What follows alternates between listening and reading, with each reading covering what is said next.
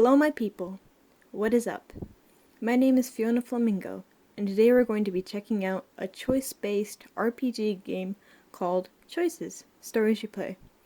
Choices has many stories you can play through, but I thought we could check out Desire and Decorum, Book 1. It seems to be a pretty popular story in the game, so I thought it would be a good starting point. So let's get into this, shall we? Desire and Decorum, Book 1. Book 1, Chapter 1, The Journey Ahead. It's court or recorded when you learn you're one of the most eligible heirs in England. Does true love await you at the great Edgewater estate? Regency, romance, courtship. Okay, let's begin. To be an heiress and be courted sounds romantic. I've always loved the idea of charity balls and all that. If you guys have any other ideas on what other stories I should play, go ahead and comment them down below. I'll check it out. Welcome to Desire and Decorum. Tutorial. Before your adventure can commence, you must choose a look befitting the English countryside. Okay. Pretty green eyes. Cute.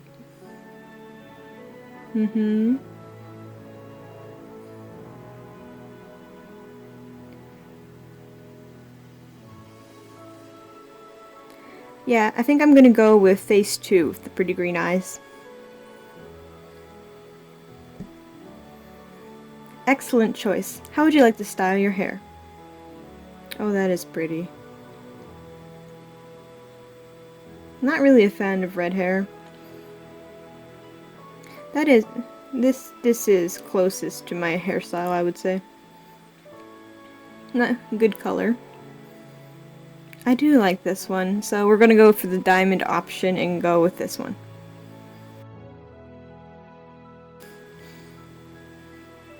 Finished. What do you think? Are you ready to start your journey? Yeah, she looks cute. This look is perfect. Let's away. Brilliant. One final thing. What shall we call you? Okay. Like I said, my name is Fiona Flamingo, so we're going with Fiona. Oh, what is Fiona's surname? Okay, Flamingo.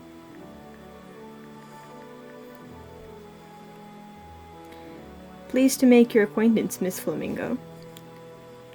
We are putting you in a starting outfit to begin, but that will change soon. For now... Ooh, swans. Ooh, pretty mansion. Chapter 1, The Journey Ahead. The year is 1816 in your small country village of Grovershire, England. You're sprinting up a hill, the tall blades of grass hitting your knees. Your arms fly out to the side, catching the wind the faster you run. Ooh, sounds lovely. Ah, it's so nice just to escape for a moment. Woman's voice. Fiona, there you are. You turn around and see your best friend, Briar Daly, at the bottom of the hill. You smile and run down to greet her. Miss Daly, I suppose I shouldn't be so surprised to find you here. You've always been a bit wild. I prefer free-spirited, but can you earnestly blame me, Briar? Look at all these flowers. They are pretty. The two of you laugh as you set down the path towards town. As you turn down the road, a horse suddenly gallops across your path. The rider looks back at you. Ooh, kind of mean. Can you believe the nerve of him? We are walking here. You're about to encounter your first choice. Ooh. How to respond is up to you. That rider was incredibly rude, or at least pleasant looking. I'm gonna go with incredibly rude. Like, you're gonna run us over? Come on. Whatever his business, I'm sure he had enough time to stop and apologize. Yeah, you tell him, girl. Perhaps if he removed... Okay. Perhaps if he removed the stick wedged between his... Briar! Briar takes a moment and regains her composure. Well, I can't say much for his manners, but did you see how handsome he was? You shake your head and laugh. As the two of you continue walking, you hear Briar's mother call out from far down the road. Miss Daly, Fiona, you'd best hurry home. It's your mother. No, not Mama. What's wrong with my mom? You take off sprinting down the road, kicking up dirt as Briar hurries behind you. Ooh, chickens. You soon return to your cottage, hesitating outside the door. Briar takes your hand. I knew Mama's illness was worsening, but this could be the end. Oh my God. What am I to do? Have faith, Fiona. You're strong enough for this. I hope you're right. You enter your mother's room and fall to her bedside. Her brow is covered in sweat.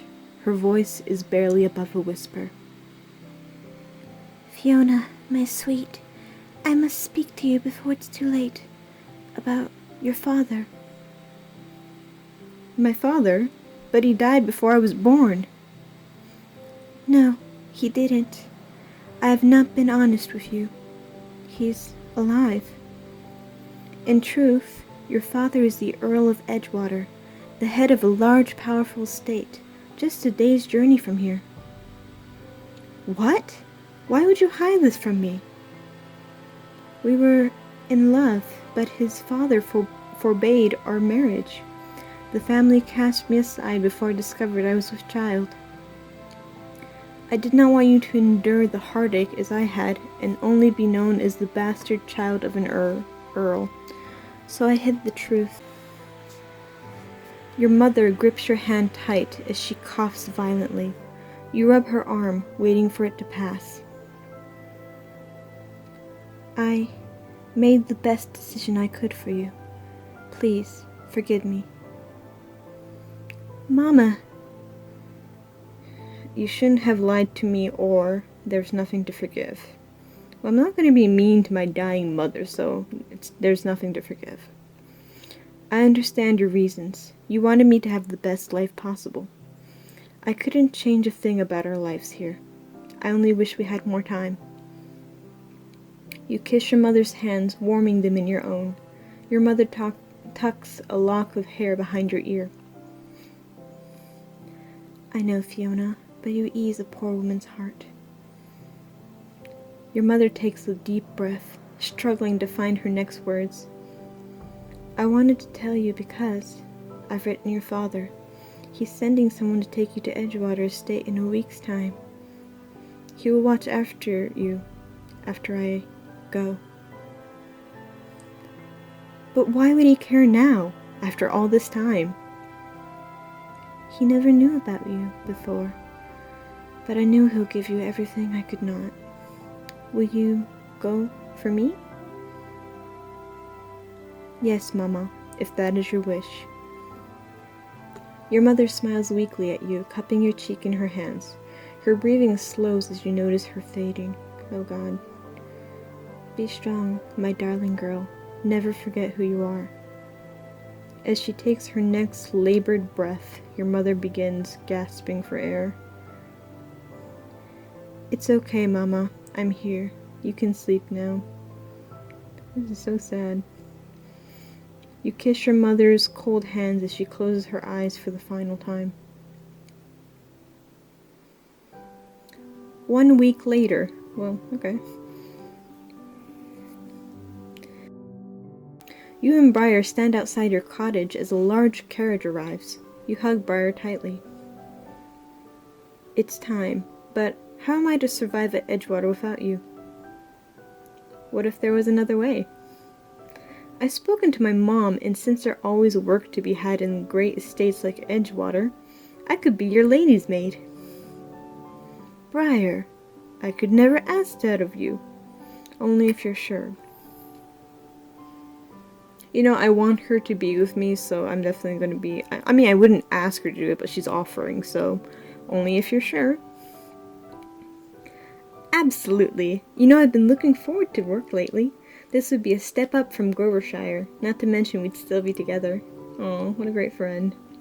Besides, someone needs to watch your back. Aw. I can't think of anyone better to accompany me. Good, because I already said goodbye to my family, so I'm ready to follow you wherever. Oh my god. I suppose this is fair, seeing as your mom is looking after my house.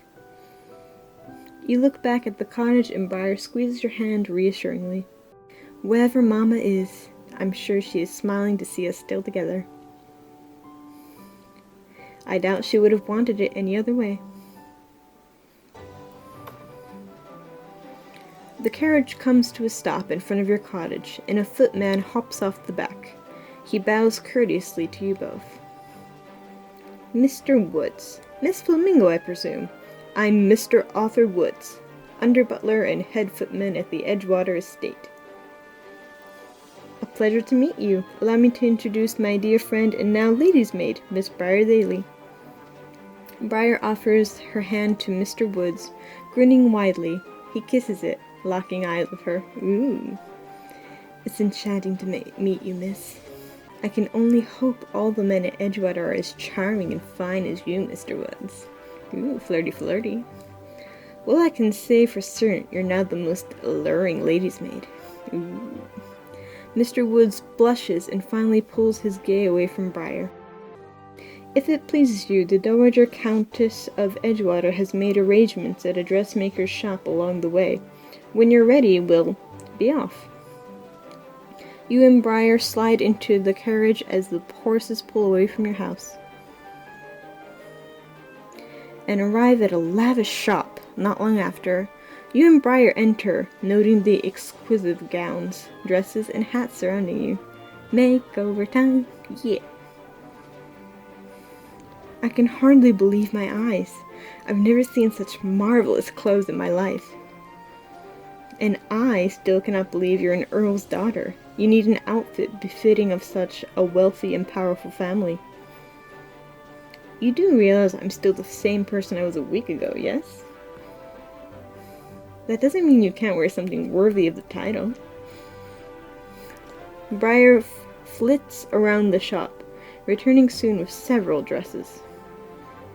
Are those all for me? Well, they're not for me. Go ahead and try them on. It's time to choose your first outfit. Various looks throughout Desire and Decorum will allow you to unlock exclusive scenes, improve your social standing, and impress love interests. Ooh, love interests. Okay, sheer elegance. Keep an air of mystery around you when you wear this outfit. Beaded beauty. Intricate sleeves to match the beauty underneath. A maiden fair. Pure and effortless for look. And Empire evening. Simple yet refined. I think I like this one best, so this is what we're going to go with.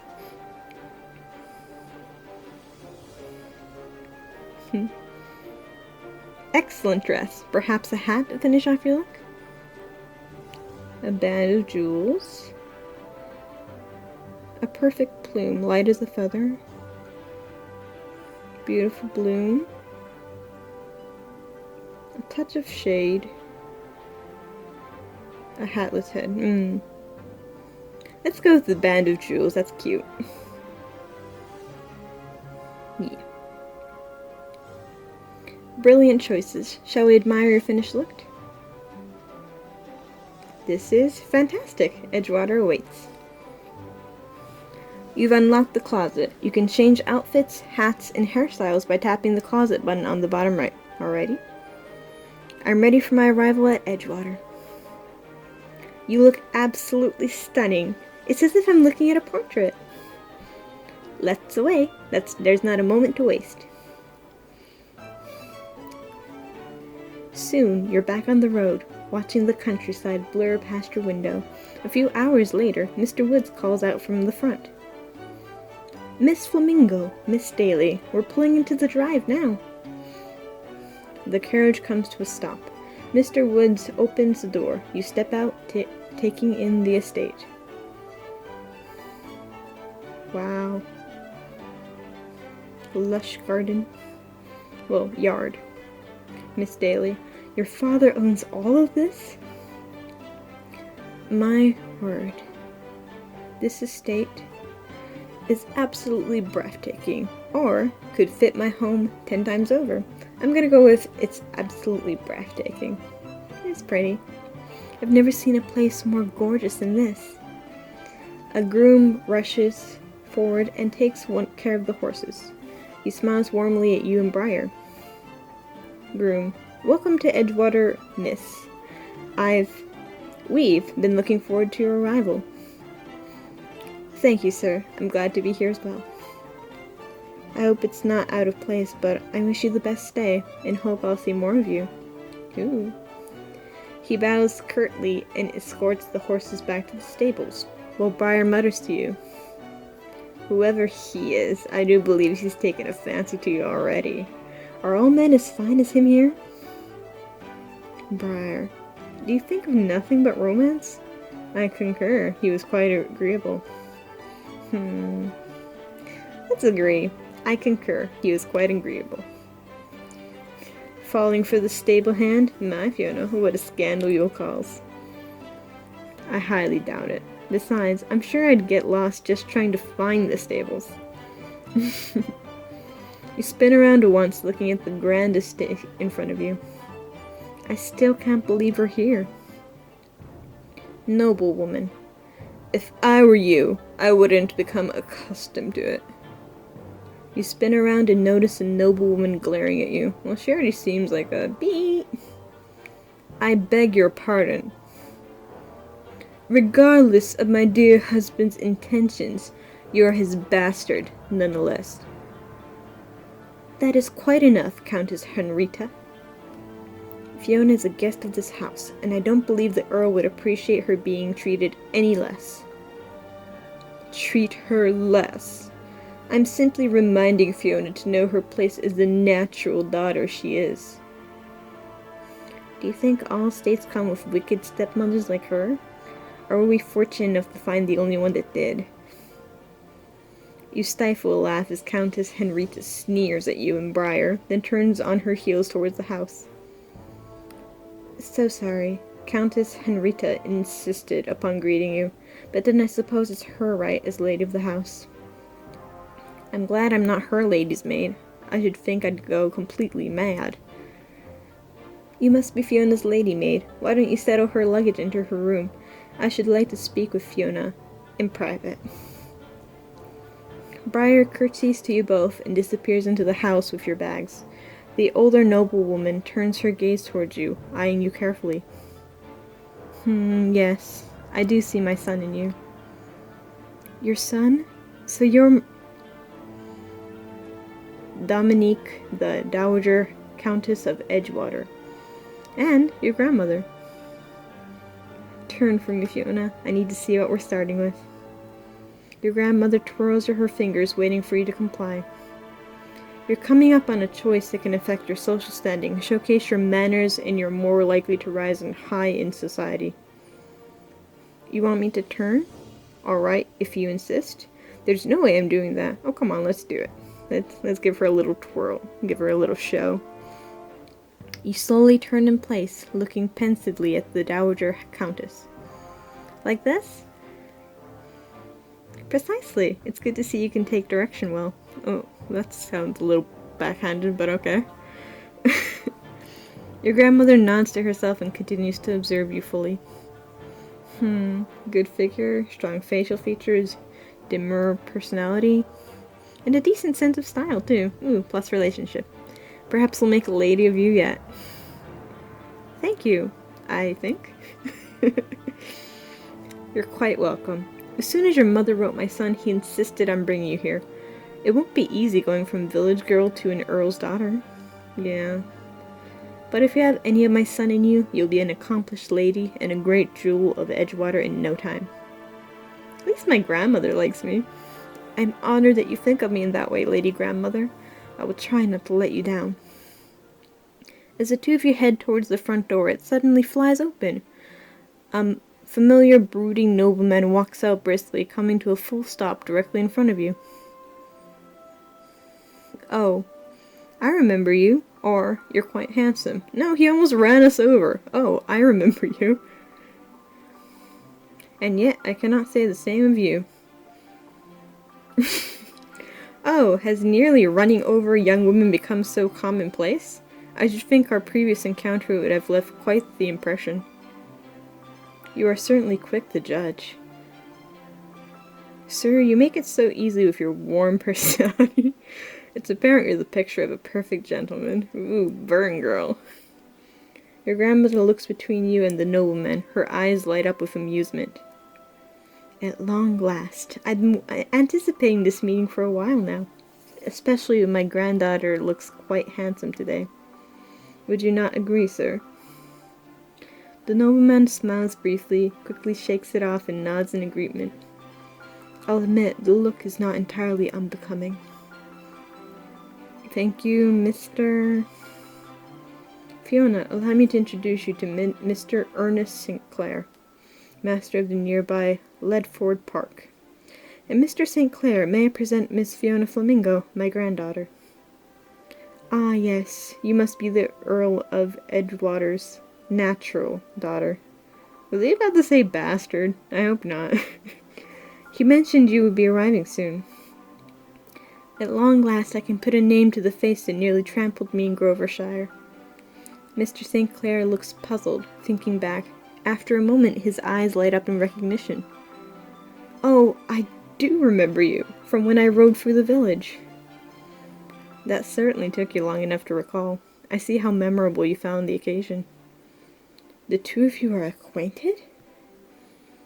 Only in passing, but the encounter remains etched in my mind. How could I forget such a hasty and ill-mannered meeting? Did you ever pause and take into consideration that I had pressing matters to attend to, miss? So pressing that you could not afford 1 minute to apologize? My dear, don't tease Mr. St. Clair. He is one of the most eligible bachelors around. Your grandmother drops her voice so only you can hear. And one of the wealthiest landowners around as well. I don't care. You turn back towards Mr. St. Clair, staring at the two of you with one brow raised. No wife, sir? I must admit I'm surprised that a man of your fortune is unwed. But I suppose even wealth and possession has its limits. Rude. Perhaps your fortune will change shortly. Let's be polite, we're new. Perhaps your fortune will change shortly. I cannot imagine someone such as yourself remaining unmarried for so long. Such as myself. You have wealth, position, good looks. As any young lady would be fortunate to be your wife, but only if she could get past your rough exterior.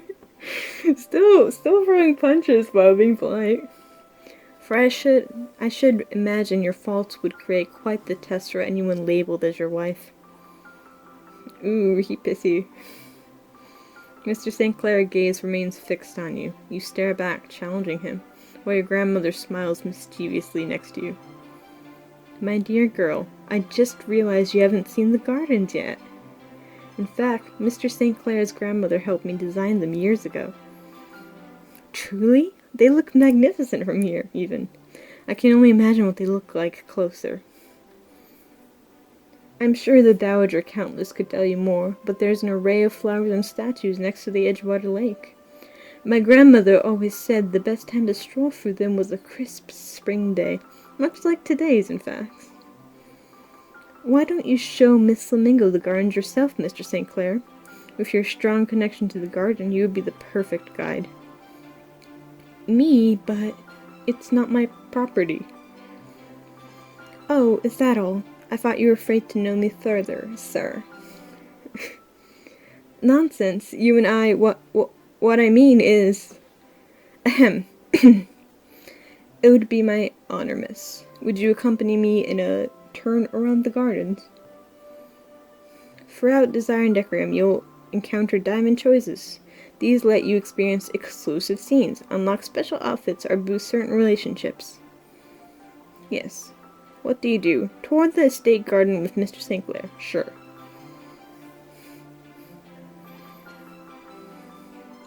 I'd love to explore the gardens with you. Shall we? You slide your hand around Mr. St. Clair's outstretched arm. The two of you walk towards the nearby gardens as the Dowager Countess calls after you. Enjoy! You will not regret the sight. You and Mr. St. Clair stroll through the garden together, passing large statues and flowers bushes along the way. Your eyes wander over the surrounding greenery. It is very pretty. Oh god. Nice statues too. Ooh. This is stunning. Indeed, it is. Mr. St. Clair says nothing more as the two of you continue your walk. I believe it was my grandmother's intention for us to become better acquainted during our stroll. It seemed as much. Perhaps you can tell me more about yourself? Such as? Like your family. Is there anyone else apart from you? No. So warm. You sigh and glance at Mr. St. Clair, smirking. You are a man of few words, Mr. St. Clair. I find idle conversation to be a waste of time. Why remark on such things like the weather and mere gossip? My time is valuable, Miss Flamingo. The same cannot be said for others. Have you ever stopped to consider idle conversation at least passes the time, allows you to grow closer with someone? I would say allows you to grow closer with someone. Or are you too afraid of opening up your heart? Wow, that's very bold. You just met him.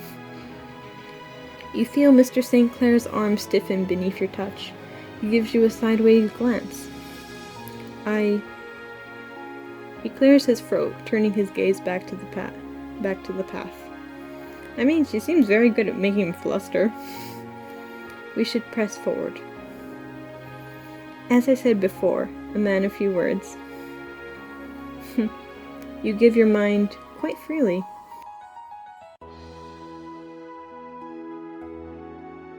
Is there not an opinion you would deem inappropriate to speak about?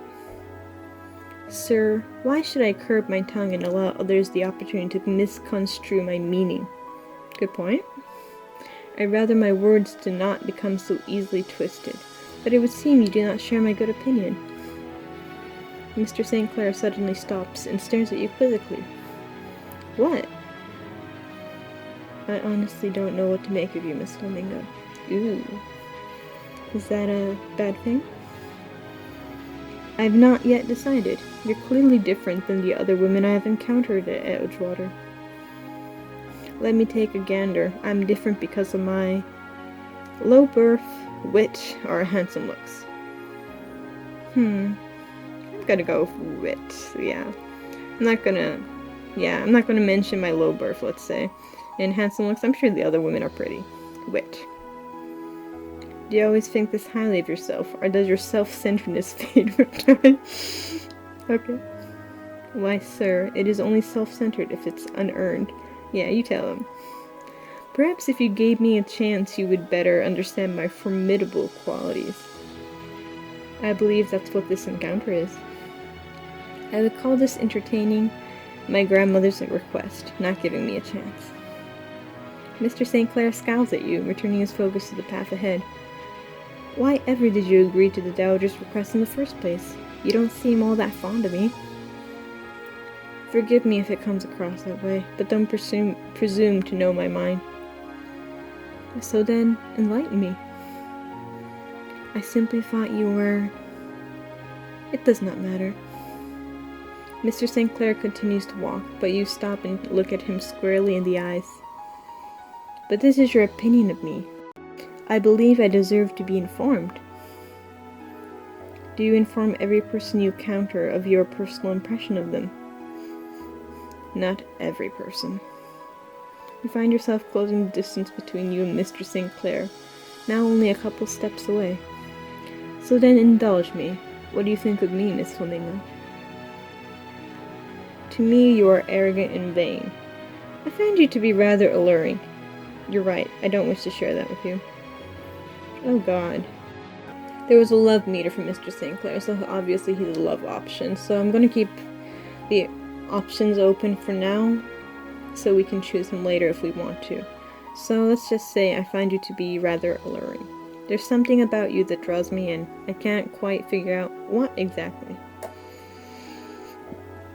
When you do, we can revisit this topic of conversation. I haven't made up my mind about him yet. Oh, so there will be a second meeting. I'm glad to see you no longer think I'm wasting your time.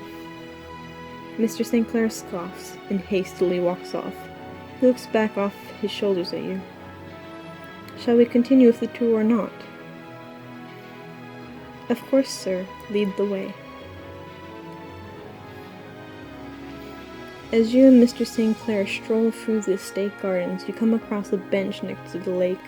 The two of you sit, admiring the lake in front of you. Beautiful. Wow, look at all the pretty flowers. Oh my, I adore this view. Agreed, girl. As do I. I walked these gardens with my grandmother practically every day growing up. For years, it would take my breath away when I came across this view. And now, it reminds me of happier times.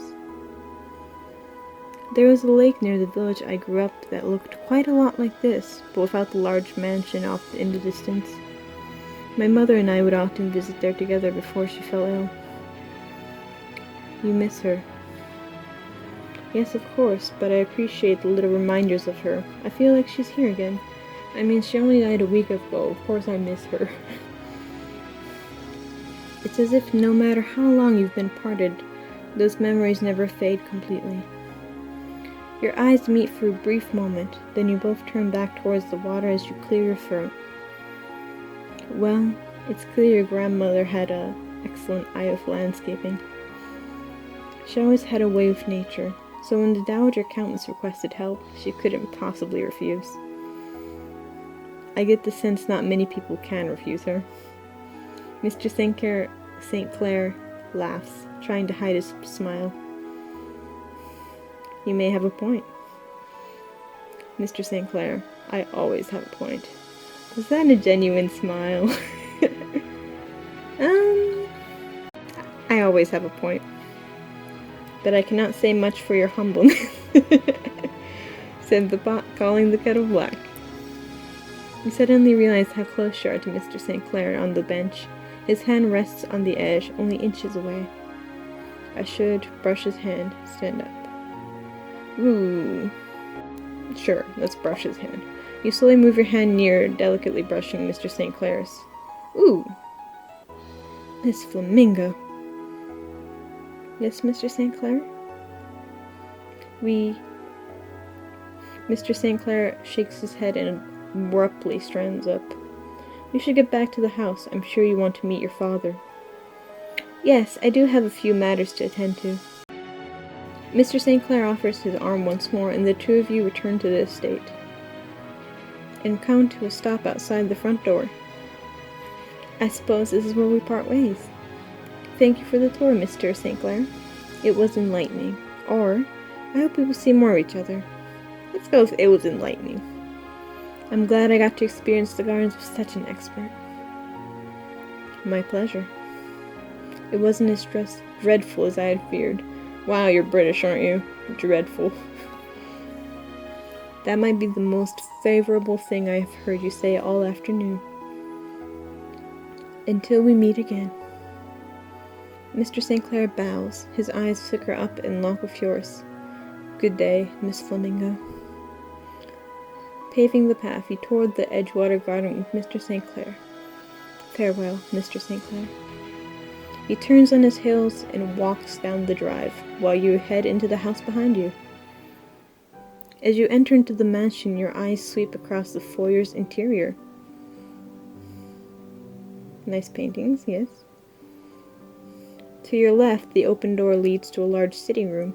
Through the doors ahead, you can barely make out various parlors and dining rooms. Your grandmother saunters in from an adjoining parlor, followed by Mr. Woods, a smile spreading across her face upon seeing you. I thought I heard you come in. How are the gardens?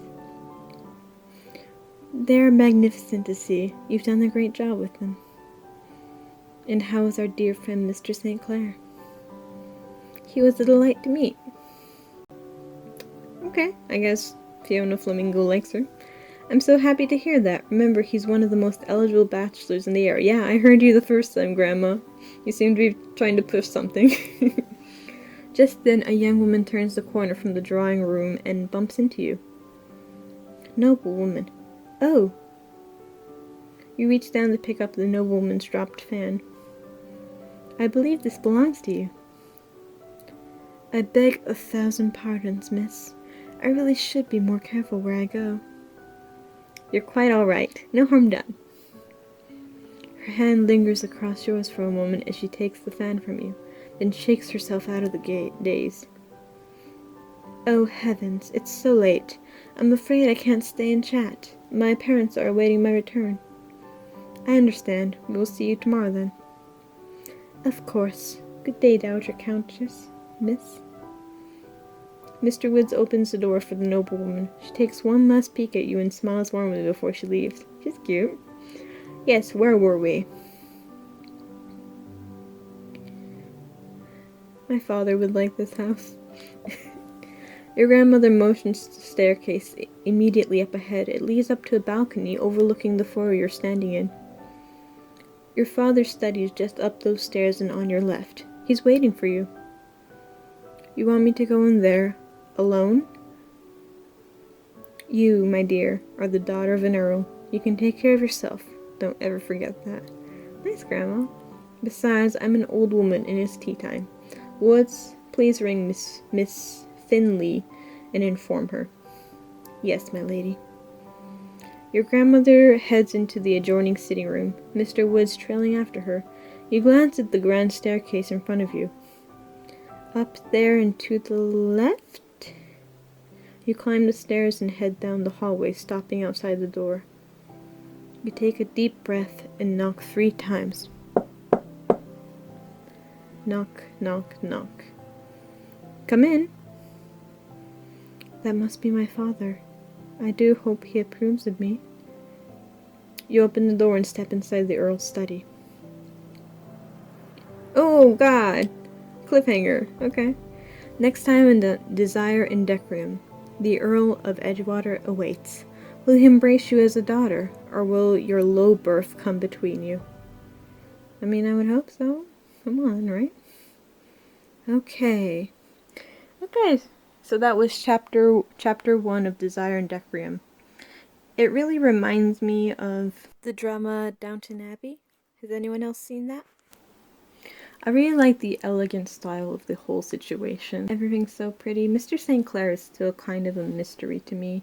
I'm really not sure what to make of him. So like, no spoilers, but if you guys could leave what you think of him, that'd be great. I mean, there seems to be other love interests too, so like, maybe tell me what your favorite love interest is too. I'm really looking forward to play this again, especially since they left us on a cliffhanger. God, I really do hope the father accepts us. Okay, so that was fun to play. I hope everyone enjoyed, and until next time, see y'all later. Bye-bye.